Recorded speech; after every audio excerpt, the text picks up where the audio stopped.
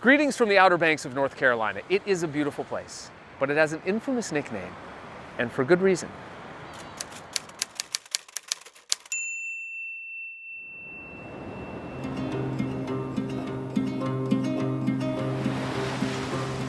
Ships break apart, they run aground. There are over 600 documented shipwrecks along the Outer Banks of North Carolina. That's just the ones we know about. With the currents around here and the sandbars the way they are, this area has well-deserved moniker of the graveyard of the Atlantic. The Oriental was a Civil War ship, yeah. And then the Richmond, part of her paddle wheel is still sticking up out of the water. So why here? The northbound Gulf Stream out off of North Carolina meets with the southbound Labrador currents. When that cold southbound current meets that warm northbound current, creates a lot of turbulence. So that's one of the reasons for the graveyard of the Atlantic, as well as just the shoals around here.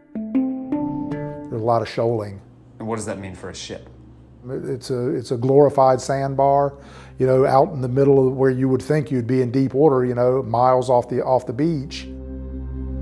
And all of a sudden the water's 3 feet deep. Ships break apart, especially in storms, and you know, caused a lot of shipwrecks. This was a hot spot for rescue. It's just amazing to think about what these guys did. Oh man. Yeah, there's a lot of history in here. There's a lot of history in here.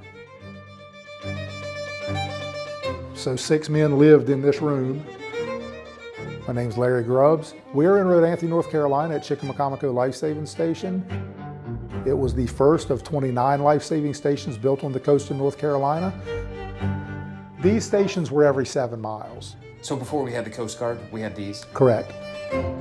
So this is surf boat number 1046. Chickamauga Lifesaving Station is most famous for the Merlot rescue. The Merlot was a British tanker in World War I that was torpedoed about 5 miles off the beach.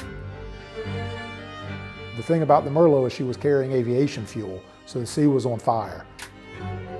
The crew from Chickamauga launched this very surf boat, paddled out 5 miles and rescued 42 of the 51 British sailors aboard that boat. Yeah, there's a photo of this surf boat coming back to the beach with some of the survivors on board.